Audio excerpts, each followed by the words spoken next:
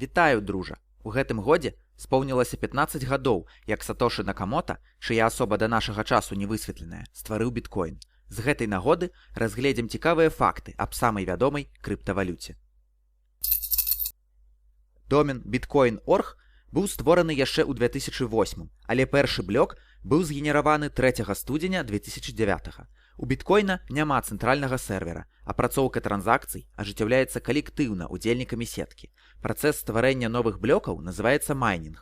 Яго ажыццяўляюць майнеры, якія атрымліваюць за гэта біткоіны.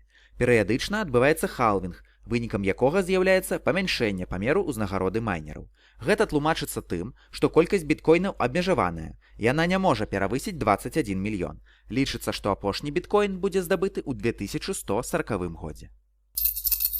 Лягатып біткоіна не заўсёды выглядаў так, як зараз. Лічыцца, што першапачаткова сімвалам гэтай крыптавалюты былі літары BC. Аўтарам сімвалю ў выглядзе B з двума лініямі лічыцца сам стваральнік біткоіну.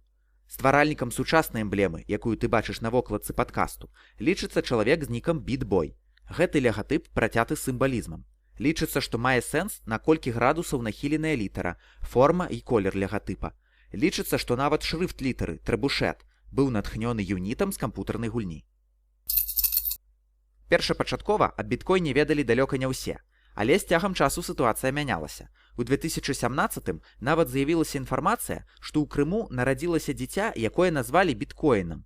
Яго бацька паведамляў, што калі нарадзіцца дачка, то яе назавуць Дашай, у гонар іншай крыптавалюты, Дэш, а калі яшчэ адзін сын – Сатошы.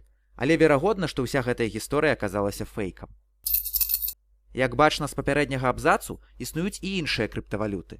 Крыптавалюта Dogecoin першапачаткова была створаная дзеля жарту, але ў выніку стала папулярнай. А токен Shiba Floki значна вырас пасля таго, як Ілон Маск апублікаваў здымак свайго сабакі, пароды Сіба Іну па мянушцы Флокі. Пра тое, што існуе беларуская крыптавалюта Талер, я ўжо распавядаў на сваім канале. У Беларусі крыптавалюты легалізаваныя з 2017 году. У 2019 была запушчаная першая ў СНГ легальная крыптабіржа, але ў цяперашні час аперацыі з крыптой могуць прыцягваць увагу МУС. У 2023 там паведамілі, што прапрацоўваюць заканадаўчыя ініцыятывы, якія забараняюць здзелкі па абмене крыптавалюты паміж фізычнымі асобамі. Вось такія факты аб валюце, пра якую чулі амаль усе, але не ўсе паглыбляліся. Да сустрэчы, дружа!